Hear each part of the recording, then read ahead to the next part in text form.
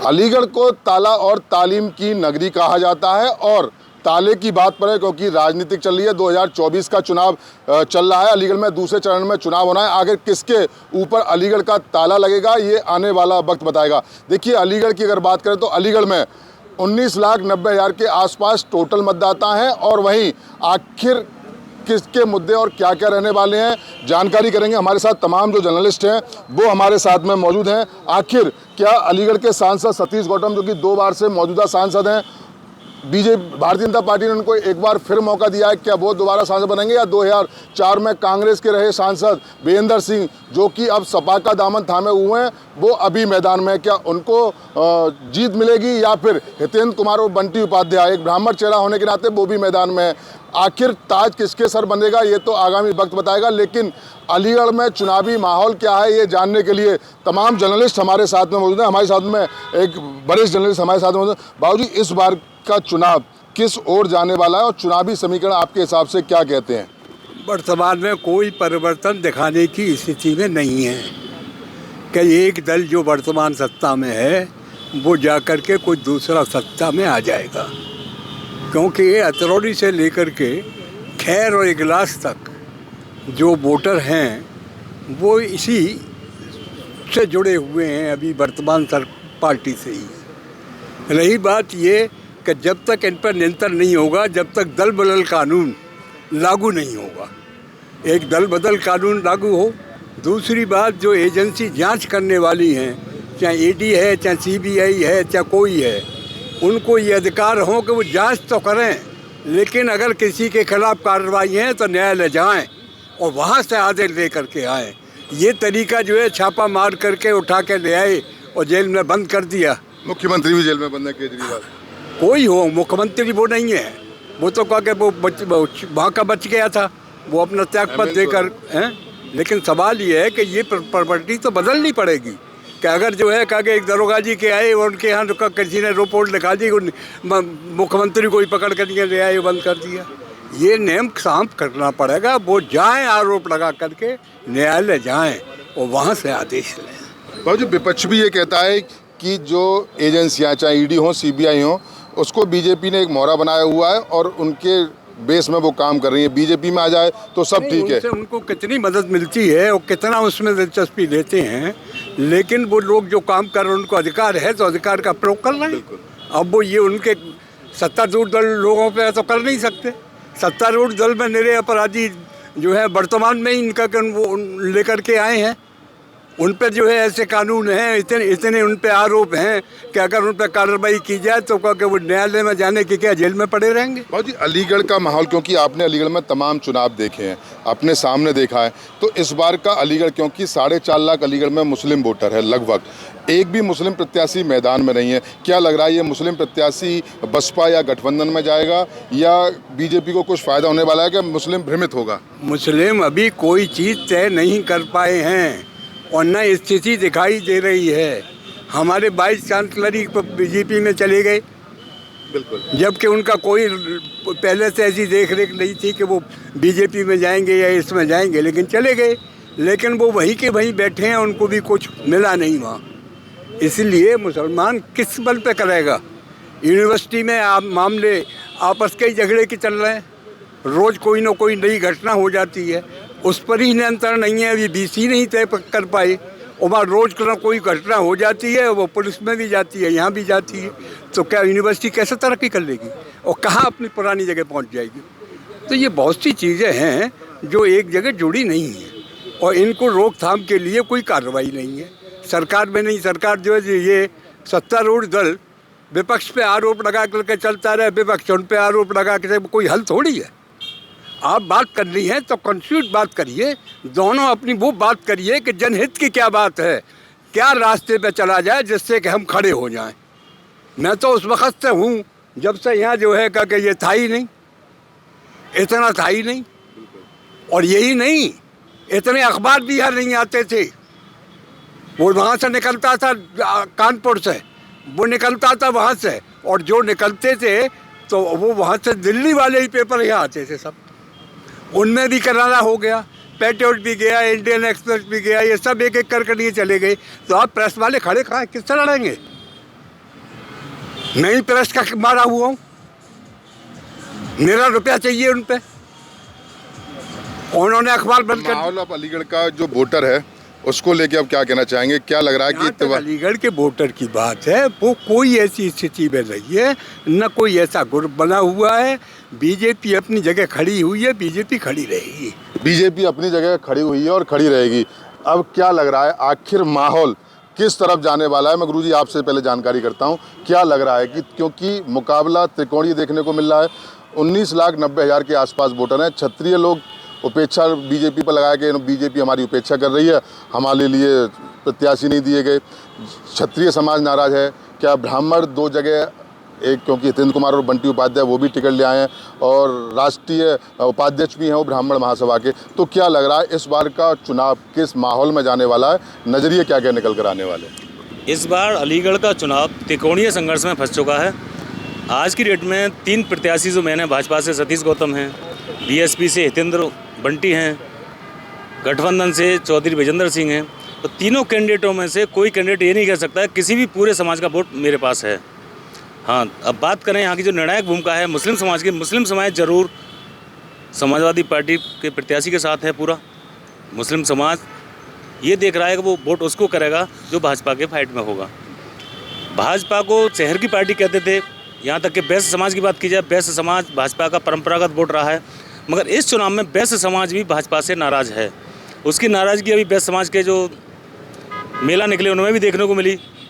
वैश्य समाज की तरह तरह की डिमांड जो रही 10 साल से, पार्टी से नाराज़गी नहीं है। वैश्य समाज हो, ब्राह्मण समाज हो, कोई भी समाज हो, कैंडिडेट से उन सभी की नाराज़गी है। और कैंडिडेट से वो क्या चाहते हैं, क्या कैंडिडेट से लेना चाहते हैं, कैंडिडेटों की क्या इच्छा पूरी नहीं कर पाया, ये तो समाज ही देख पाएगा। लेकिन कैंडिडेट से नाराज हैं, फिर बाद में बात आती है कि वोट तो फिर योगी मोदी को, तो क्या ये इस बार भी फिर होने वाला है? भाई प्रत्याशी से हम लोग नाराज हैं, लेकिन इसके अलावा हमारे पास कोई ऑप्शन नहीं है। क्योंकि मैंने गांव में जाके कई बार चौपाल की, तमाम लोगों से मेरी बात हुई, फिर बाद में निकल के ये आता था, भैया कैंडिडेट तो हमारे गाँव में आज तक घूम आओ ना, लेकिन भैया क्या करें, हम पे दूसरा ऑप्शन ना है, हम तो भैया मोदी जी के नाम पे वोट देंगे। क्या इस बार भी ये सब चलने वाला है या फिर बिखराव रहेगा अलीगढ़ की जनता में? नहीं, अलीगढ़ की जनता में पूरी तरह से हर समाज में बिखराव है, किसी एक समाज में नहीं, सभी में बिखराव है। बात की जाए क्षत्रिय समाज की, क्षत्रिय समाज भाजपा से क्यों नाराज है? केवल वो अलीगढ़ में ही नाराज़ नहीं है, पूरे यूपी में नाराज़ है, मध्य प्रदेश में नाराज़ है, राजस्थान में नाराज़ है।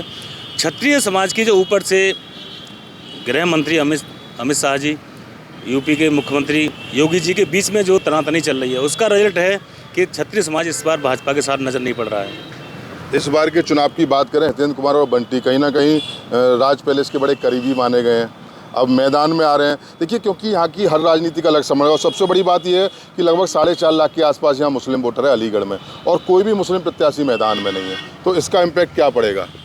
देखिए, अभी आपने राज पैलेस का जो जिक्र किया, राज पैलेस का प्रभाव पिछले 2019 के चुनाव में भी नहीं रहा। चुनाव पर जितने भी बड़े नेता हैं, किसी नेता की जेब में कोई वोट नहीं है। मतदाता ने पिछली बार जो मतदान किया वो योगी मोदी के चेहरे पर किया, मगर इस बार चुनाव उससे भिन्न होने जा रहा है। इस बार योगी मोदी के चेहरे पर मतदाता वोट न करते हुए इस पर अलीगढ़ में लोकल मुद्दों पर मतदान कर रहा है, और इसीलिए हर समाज में बिखराव चल रहा है। अलीगढ़ में लोकल मुद्दों पर वोट होने वाला है। हमारे सीनियर जर्नलिस्ट ने बहुत सीखा है और तमाम हमारे गुरुजन ही हमारे साथ मौजूद हैं। क्या लग रहा है इस बार का माहौल आखिर क्या रहने वाला है? 19,90,000 टोटल मतदाता है अलीगढ़ के अंदर, हर क्षेत्र का अपना, यानी अलीगढ़ के अंदर देखिए सबसे बड़ी बात ये, अलीगढ़ के अंदर 5 विधानसभाएं आती हैं और 5 विधानसभाओं का समीकरण अलग है। शहर अगर कोल की बात करते हैं, लगभग मुस्लिम और हिंदू आबादियाँ बराबर में आती। क्या कहेंगे किस तरफ माहौल जाने वाला है इस बार के चुनाव में? 5 विधानसभा में भाजपा आगे रहेगी, बहुत अच्छे बहुमत से जीतेगी। जहाँ तक लोकल मुद्दों की बात है, तो लोकल मुद्दे भी यहाँ जो शहर में जो विकास के काम जितने भी हुए भाजपा ने काफ़ी किए हैं।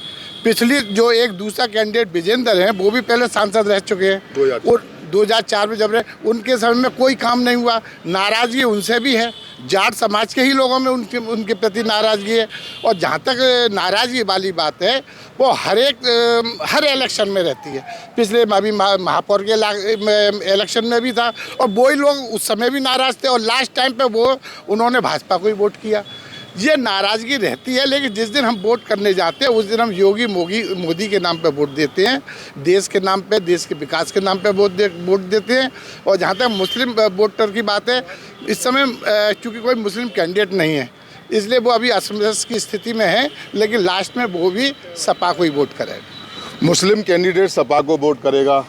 ब्राह्मण चेहरे की बात करें, ब्राह्मण से कई प्रत्याशी मैदान में, प्रमुख पार्टियां दो हैं, भारतीय जनता पार्टी और बहुजन समाजवादी पार्टी, तीनों पार्टियों में से, लेकिन दो मुस्लिम चेहरे मैदान में, मतलब ब्राह्मण चेहरे मैदान में। तो क्या लग रहा है कि ब्राह्मण इस बार बटेगा या जाट इस बार कटेगा, क्योंकि जाट प्रत्याशी मैदान में, जाट भी बड़ी तादाद में, छत्ती बड़ी तादाद में। क्या लग रहा है, 1 लाख यादव, 4.5 लाख मुसलमान, जाट, क्या लग रहा है समीकरण कहाँ जाने वाला है अलीगढ़ का इस बार? भाजपा के कार्यों से महानगर की जनता, जनपद की जनता, प्रदेश की जनता खुश है, इसीलिए उन लोगों की सरकार बनती आ रही है। विगत चुनाव में, महापौर के चुनाव में भी उनको विजयी मिली। अब वो अलीगढ़ की स्थिति में ये निकल के आ रहा है, सबसे बड़ा जो फैक्टर है वो है सांसद जी का निष्क्रिय रहना। सांसद जी ने 2 बार के कार्यकाल में अपनी आय तो बढ़ा ली, मगर शहर के आम नागरिक की आय 1% भी नहीं बढ़ी। सांसद जी की आय कोरोना में भी बढ़ती रही, शहर का नागरिक खाने के लिए रोता रहा। जहाँ तक विकास की बात है, शासन स्तर पे और केंद्र सरकार ने अलीगढ़ जनपद में विकास के कार्य कराए हैं और हो भी रहे हैं, और होने भी चाहिए। भाई जहाँ सरकार है, सरकार जनता के लिए, जनता सरकार के लिए है। और कुछ मामले ऐसे हैं जिनमें हमारे सांसद जी हमेशा निष्क्रिय रहे, केवल उन्होंने अपनी तरफ और अपने कुछ जो कहना चाहिए खास लोगों की तरफ ज़्यादा देखा। जहाँ तक बात बसपा की है, बसपा भी एक ऐसा कैंडिडेट लेके आई है जो इन्हीं लोगों के बीच में है। कल तक वही इनको चुनाव लड़ाते थे, आज वो स्वयं चुनाव लड़ रहे हैं। एक दूसरे को सब जानते हैं, और राजनीति में ये भी सब जानते हैं कि कोई भी नेता की आपस में कोई दुश्मनी नहीं होती। आज वो मंच पे है तो साहब वो सपा खराब है, भाजपा कहेगी सपा खराब है, कांग्रेस खराब है, वो बैठेंगे वो कहेंगे भाजपा खराब है। और शाम को जब एक जगह बैठ के नाश्ता करते हैं तो वो कोई खराब नहीं है, सब एक जगह है। तो कहाँ माहौल जाने वाला है इस बार अलीगढ़ का? अलीगढ़ का माहौल आखिर में तो ये बात बिल्कुल सही है जो हमारे साथियों ने कही है कि भाजपा के अलावा कोई ऑप्शन नहीं। मगर अब की बार भाजपा की डगर जो है वो बहुत कमज़ोर है, एक प्रत्याशी के कारण। अगर कोई और प्रत्याशी होता तो एक तरफा चुनाव होता। आज एक तरफा चुनाव हम नहीं कह सकते और ना होने वाला है। परिणाम आगे आएंगे, 4 जून को मालूम पड़ जाएगा। जो जनता जिसको चुनेगी वही चुना जाएगा। जिसके पास मताधिकार, मतलब मत अपना हम डालेंगे, मैं जिसको दे के आऊँगा, जो भी दे के आएंगे, जाला देंगे वो जीतेगा, नहीं देंगे हारेगा।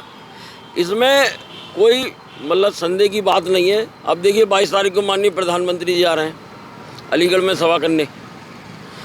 एक इतना बड़ा राष्ट्रीय अंतर्राष्ट्रीय नेता केवल एक कमज़ोर आदमी की पार्टी के कैंडिडेट को, मतलब जो हमारी भाजपा का जो कमज़ोर प्रत्याशी है उसके लिए सभा करने आ रहे हैं, और जनपदों में तो नहीं जा रहे।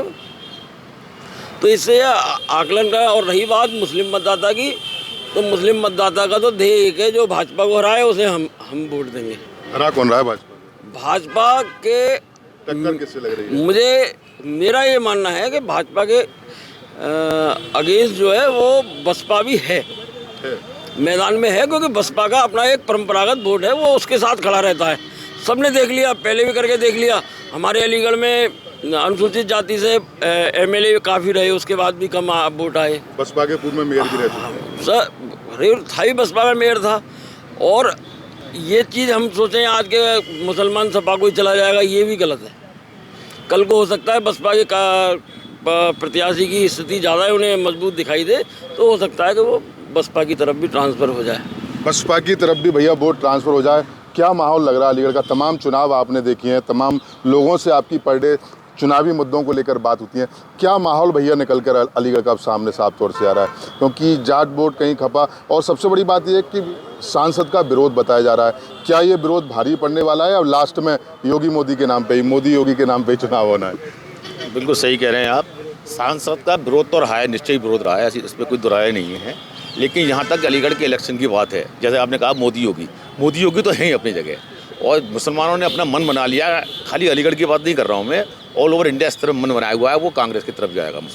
मुस्लिम वोट में का एक सूत्र कार्यक्रम है, जिनकी नीचे से नहीं ऊपर से भी बातचीत चलती है इन लोगों की कि अब में किसे जताना है। उसको मालूम है अगर बसपा तो कहीं अभी यूपी स्तर पर या ऑल इंडिया स्तर पर कहीं इसके बहुत ज़्यादा वोट या सांसद आने वाले नहीं हैं। अगर कांग्रेस के कुछ ज़्यादा बढ़ेंगे तो उनको लगता है कि हाँ देश में सरकार बना सकते हैं। तो अलीगढ़ का जहाँ तक कि मैं माहौल समझ रहा हूँ, टक्कर में फिर भी, क्योंकि मैंने अभी पहले भी बताया था कि हमारे जो सांसद, वो जो थे पूर्व सांसद हमारे विजेंद्र सिंह रहे थे, वो एक ज़माने बड़े हेकड़ भी रहा करते थे, बड़ी जाट वाली बात उनके अंदर हुआ करती थी, लेकिन अब वो बूढ़े शेर हो चुके हैं। आप उनको देखिए कि वो अब उनके अंदर बोलने की या मेंबर को या वोट को अपने ऊपर आकर्षित करने की अब वो चीज़ नहीं रही है। मैं जहाँ तक समझता हूँ अलीगढ़ में जो टक्कर होगी वो बसपा और भाजपा के बीच होगी, लेकिन टक्कर भी जो होगी तो होगी, नाम को ही होगी, लेकिन जीत फिर भी सुनिश्चित रूप से मैं आपसे बता रहा हूँ भारतीय जनता पार्टी की। मैं यहाँ पर जाट में लगभग 2 लाख के आसपास यहाँ पर जाट भी हैं, तो क्या कहेंगे जाट वोट में क्या सेंधमारी हो पाएगी इस बार? जाट वो भी बिखराव होगा, डेफिनेटली बिखराव होगा, क्योंकि पहले अगर मान लीजिए जयंत इनके पक्ष में नहीं आते और इंडिया गठबंधन होता तो निश्चित रूप से मैं आपको बता रहा हूँ कि कांग्रेस का पड़ला बहुत ज़्यादा भारी होता। कुछ ना कुछ वोट जयंत के आने से जाट इधर कटेगा। जैसे कि मतलब जाट ने मन बनाया हुआ कि हमारा प्रत्याशी अलीगढ़ में खड़ा हुआ है तो हम क्यों ना उसी को वोट दें। कहीं ज़्यादा तो होती नहीं है लोगों के, लेकिन मैं फिर भी कह कहीं हल्का सा बिखराव जाटों में होगा डेफिनेटली। भैया आप क्षत्रिय समाज से आते हैं, क्या कहेंगे? क्षत्रिय समाज लगा रहा है कि उपेक्षा हमें नज़रअंदाज किया गया है, क्या उसकी नाराज़गी, क्योंकि प्रदेश में हमने तमाम खबरें देखी कि क्षत्रिय समाज नाराज़ है, उसको लेके क्या कुछ फ़र्क पड़ने वाला है? मौजूदा वोटों की अगर बात करें या बीजेपी को लेकर क्षत्रिय समाज क्या वाकई नाराज़ है, या क्योंकि योगी भी एक बड़ा चेहरा है, वो भी क्षत्रिय समाज से आते हैं, क्या लग रहा है किस तरीके का माहौल रहने वाला है? भाजपा सरकार में क्षत्रिय समाज की अनदेखी की जा रही है और मैं क्षत्रिय भी हूँ और किसान भी हूँ। किसान के नाते एमएसपी की गारंटी भाजपा ने नहीं दी है तो किसान भी नाराज़ है। किसान में सब कौमें आती हैं, ठाकुर, ब्राह्मण और अदर कास्ट, लेकिन भाजपा ने हिंदू और मुस्लिम का कर रखा है पूरे देश में। तो चाहे क्षत्रिय समाज नाराज़ हो, चाहे वैश्य समाज नाराज़ हो, चाहे अग्रवाल नाराज़ हो, लेकिन सबका यही कहना है कि भाजपा को एक बार और जिताओ। लेकिन वर्तमान सांसद जो हैं इस लायक नहीं हैं। हमारे के जी तीसरी बार जिताए जाएं, लेकिन जीतेंगे सांसद ही, ऑप्शन नहीं है शायद कोई ऑप्शन नहीं है, क्योंकि भाजपा ने धारा 370 ख़त्म कर दी है और राम मंदिर बना दिया है। तो राम मंदिर और धारा 370 के कारण भाजपा के ही हित में मामला जा रहा है। अब लीजिए, अधिकारी स्मार्ट सिटी के नाम पर अधिकारी खूब कमा रहे हैं, लेकिन उनके खिलाफ कोई एक्शन भाजपा नहीं ले रही है। भाजपा के जो नेता हैं, एमएलए, एमपी, सब वही भाजपा के हैं, लोग वो किसी के खिलाफ कोई कार्रवाई नहीं कर रहे, क्योंकि वहाँ बैठे हैं साहब, वो एक्शन ही नहीं ले सकते भाजपा के नेता। और अधिकारी खूब पैसा कमा रहा है स्मार्ट सिटी के नाम पे, जो लगा दिया है पैसा, ये दोबारा यहाँ इसकी मरम्मत नहीं होने वाली, फिर उबड़ खाबड़ शहर होने वाला है। कुल मिला के कहने का मतलब यह है कि हिंदू भाजपा को देगा और मुसलमान को देगा। रही बात, मुसलमान प्रत्याशी नहीं है मैदान में, मत हो, लेकिन उनका भाजपा को हराने का मकसद है। 90% कांग्रेस को जाएगा, कांग्रेस और इंडिया गठबंधन को। रही बात बंटी जी ब्राह्मण समाज की नेतागिरी कर रहे हैं, लेकिन उधर जब भाजपा ही जीत रही है तो ब्राह्मण उधर ही वोट देगा, भाजपा को ही, न कि वो बंटी जी को दे। भैया क्या करेंगे? तमाम आपने चुनावी कवरेज की है, इस बार का चुनाव क्या पहले के चुनाव से डिफरेंट होने वाला है? क्योंकि पिछली बार सांसद सतीश गौतम लगभग 2.5 लाख के आसपास वोटों से जीते थे, क्या वो वोटों का मार्जिन कम होने वाला है?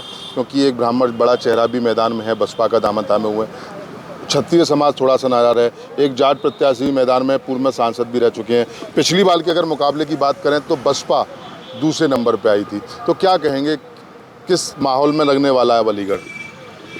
देखिए मोहित जी, सीधी सी बात है कि यह चुनाव देश का भविष्य तय करता है। अलीगढ़ ताला और तालीम दोनों का शहर है। अलीगढ़ एक ऐसा शहर है जहां 2-2 यूनिवर्सिटियां हैं, केंद्र की भी और राज्य की भी। यहाँ का वोटर देश के लिए वोट करने के लिए तैयार है। जातिगत आंकड़े छोटे थोड़े बहुत हैं, लेकिन केंद्रीय मुद्दे के पूर्व की केंद्र सरकारों ने, राष्ट्रीय पार्टी के नेताओं ने क्या दिया, इसको लेके वोटर क्लियर है। ये बात फैक्ट है कि प्रत्याशी भाजपा ने जन भावना के अनुरूप नहीं बनाया है, उसको लेके नाराजगी है, लेकिन पार्टी की नीति और सिद्धांत से लोगों का जुड़ाव है। ऐसे कई मुद्दे हैं, जैसे राम मंदिर का मुद्दा है। हमने शहर में दीपावली की कवरेज की है 22 दिसंबर को, जो ऐतिहासिक थी।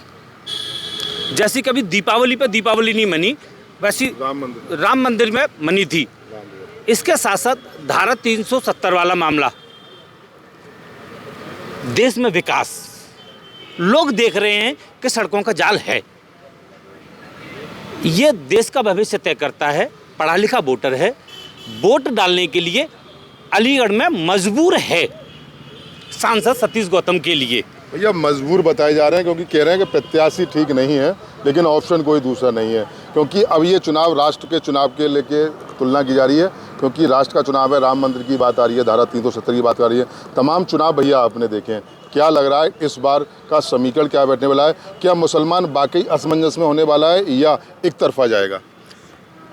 राष्ट्र का चुनाव है क्योंकि लोकसभा का चुनाव है, और लोकसभा चुनाव में जहाँ तक मुस्लिम वोटों की बात है, चाहे प्रदेश में हो चाहे केंद्र में हो, मुस्लिम समाज का ब्रेन वॉश बचपन में ही कर दिया जाता है और उसके दिमाग में ये कूट कूट कर भर दिया गया है कि आरएसएस और भाजपा तुम्हारी दुश्मन हैं, इसलिए वो संयुक्त प्रत्याशी को ही वोट देगा चाहे मुस्लिम कैंडिडेट खड़ा है या नहीं। ये ठीक है कि वर्तमान सांसद के प्रति थोड़ी सी नाराज़गी है, परंतु केंद्र सरकार ने जो विकास कार्य किए हैं ज़्यादातर वोट उसी आधार पर दिया जाएगा। और जहाँ तक जातिगत संगठनों की बात है, ये चुनाव पर कुछ लोग राजनीति करने के लिए जाति संगठनों को आगे बढ़ा देते हैं जिनकी अपने समाज में कोई वैल्यू नहीं है। उसका मैं एक छोटा सा उदाहरण दूं, केवल अलीगढ़ जनपद में वैश्य समाज के एक दो संगठन ऐसे हैं जो वास्तव में समाज में, अन्य समाज में काम करते हैं, अच्छा काम कर रहे हैं, परंतु अन्य जातियों के जो सामाजिक संगठन हैं वो केवल कागज़ों तक और अपनी व्यक्तिगत नेतागिरी चमकाने तक हैं। जैसे मैं इस पार्क का जिक्र कर दूं कि राजा महेंद्र प्रताप पर ये पार्क बना हुआ है और यहाँ झाड़ू तक नहीं लगती, जाट समाज का पार्क है। तो इसी तरह के जो संगठन हैं, और मेरा तो विचार ये है कि भाजपा का प्रत्याशी सांसद सतीश गौतम विरोध के बाद में भी जीतेंगे। भैया विरोध के बाद में भी बीजेपी प्रत्याशी जीतेंगे, क्या मार्जिन वही 2.5 लाख के आसपास का रहने वाला है या मार्जिन कम आएगा? मार्जिन बिल्कुल कम नहीं आएगा। यहाँ भारत देश में आदरणीय मोदी जी की एक बहुत बड़े जननेता के रूप में स्थापित हो चुके हैं। जनता का पूरा लगाव और जुड़ाव उनके साथ है, जनता उन पर भरोसा करती है, और ये लोकसभा का चुनाव देश के भविष्य को डिसाइड करने के लिए होता है, इसलिए क्योंकि सपा बसपा और बाकी विपक्षी पार्टियाँ मुस्लिम तुष्टीकरण की नीति अपनाती हैं। ये जनता सब जान चुकी है, नया युवा है वो सब जानता है, इसलिए देश के भविष्य को तय करने के लिए और मोदी जी को तीसरे बार प्रधानमंत्री बनाने के लिए भारतीय जनता पार्टी का प्रत्याशी यहाँ से भारी बहुमत के साथ दोबारा जीतने जा रहा है। तीसरी बार जीतने जा रहा है एक बार। भैया सब बोल रहे हैं कि प्रत्याशी का कहीं विरोध हुआ है, कहीं तारीफ हो रही है। आपने तमाम गलियारे देखे हैं, हर चुनाव बड़ी तादाद में आपने देखे हैं, क्या लग रहा है? क्योंकि इस बार का चुनाव कुछ पहले से डिफरेंट होने वाला है, क्योंकि कहीं ना कहीं भैया देखने को ये मिल रहा है कि 4.5 लाख मुस्लिम हैं, कोई भी मुस्लिम प्रत्याशी मैदान में नहीं है ना, जाट थोड़ा सा नाराज है, क्षत्रिय समाज नाराज है। आपका क्या समीकरण कहता है भैया, माहौल क्या निकल के आ रहा है अलीगढ़ का, क्या मानते हैं आप इसको? देखिए, लोकसभा का चुनाव देश की जो नीतियाँ हैं, केंद्रीय नीतियाँ, उन पर, और उसके अलावा जो क्षेत्रीय मुद्दे हैं, क्षेत्रीय जनता की अपनी आवाज़ है, उस पर दोनों पर निर्भर करता है। क्योंकि केंद्र में भाजपा की सरकार है और सरकार का अपना काम है, उसे दिखा रहे हैं लोग, बता रहे हैं, और उसके लिए लोग समर्पित भी हैं काम के लिए, पार्टी के लोग। लेकिन ये बात भी साथ में सच है कि स्थानीय जो यहाँ पर प्रत्याशी हैं लोकसभा के लिए भाजपा के, उनका भी विरोध हो रहा है। और क्योंकि टिकट के दावेदार इस बार कुछ ज़्यादा हो गए थे, तो टिकट के दावेदार जिन्हें टिकट नहीं मिली है वो भी कैडर बेस पार्टी सामने, तो मैं समझता हूँ प्रयास नहीं कर रहे, विरोध नहीं कर रहे वो, लेकिन कहीं ना कहीं वो भी नुकसान पहुँचाएँगे जो टिकट के दावेदार थे। सही बात तो ये है कि वो भी नुकसान पहुँचा रहे हैं, लेकिन वो बहुत बड़ा नुकसान नहीं पहुँचाएँगे। नुकसान या चुनौती जो है वो सबसे महत्वपूर्ण ये है कि कोई मुस्लिम कैंडिडेट नहीं है। ये देखिए, एक चीज़ मैंने देखी, देखिए अगर शहर विधानसभा और कोल विधानसभा की बात करें, मुस्लिम और हिंदू लगभग बराबर मात्रा में आते हैं। वहीं अगर अतरौली विधानसभा की बात करें तो एलआर और यादव बराबर मात्रा में आते हैं, बाकी अन्य कास्ट हैं। बरौली में क्षत्रिय बाहुल इलाका है, खैर जाट बाहुल इलाका है। इन पांचों विधानसभा की भैया अगर ओवरऑल हम बात करते हैं तो क्या लग रहा है कि क्षत्रिय समाज जो अभी तमाम हमने रैलियां देखी उत्तर प्रदेश में, तमाम न्यूज़ भी आप भैया लगातार देख रहे हैं कि क्षत्रिय समाज उपेक्षा होने का आरोप लगा रहा है कि हमको नज़रअंदाज किया जा रहा है। कारण भी हमने देख लिया कि फिरोजाबाद से अभी एक क्षत्रिय समाज के ठाकुर साहब को एक टिकट दे दिया गया है, फिरोजाबाद से भी। तो क्या लग रहा है भैया, क्योंकि मुसलमान ने तो मन बना लिया कांग्रेस की तरफ, वो तो कांग्रेस की तरफ जाने वाला है। और सबसे बड़ी बात, अतरौली बाबूजी कल्याण सिंह की जन्मस्थली कर्मस्थली कहा जाता है। और उसके बाद भी भैया वहाँ का निकाय चुनाव हमने देखा तो हरीश लोधी हैं जो कि सपा से प्रतिद्वंद करते हैं, वर्तमान में वो चेयरमैन भी हैं, यानी कि समाजवादी के वो चेयरमैन है। तो क्या लग रहा है, अतरौली का गढ़ कहीं इस तरीके से यादव एलआर कुछ कटेगा, क्या रहेगा, क्या मानते हैं आप? आपने बिल्कुल ठीक सवाल किया। अतरौली की जो नगर पालिका है वहाँ पे वीरेंद्र लोधी सपा के उम्मीदवार के रूप में इस बार जीते हैं और अतरौली में ये एक अपने आप में परिवर्तन की एक निशानी है वहाँ पर। और इस बार का जो चुनाव है बहुत नज़दीक का चुनाव है, बहुत अंतर का चुनाव नहीं होना, ये तो निश्चित है, पहली बात। दूसरी बात, अतरौली से जो वोटों का आप बता रहे हैं बंटवारा है, वो बंटवारा यादव वोटों की वजह से और मुस्लिम वोटों की वजह से बराबर की टक्कर पर ही रहेगा।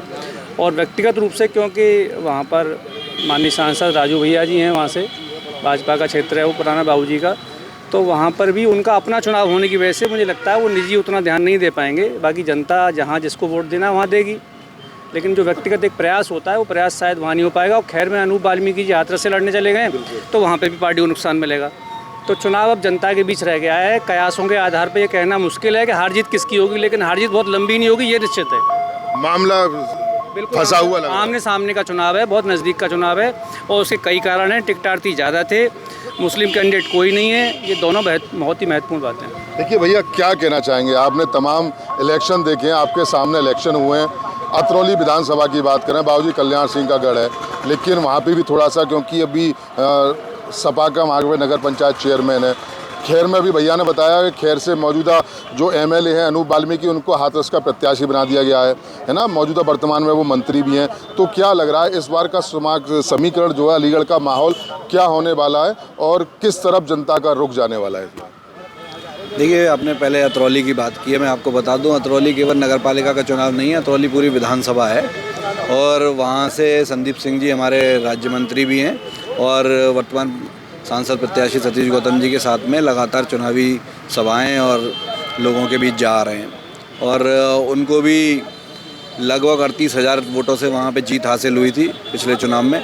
तो मुझे लगता है कि अतरौली में और उसके बाद में भाजपा के कामों की वजह से, राम मंदिर निर्माण की वजह से बहुत बड़ा प्रभाव पड़ने वाला है।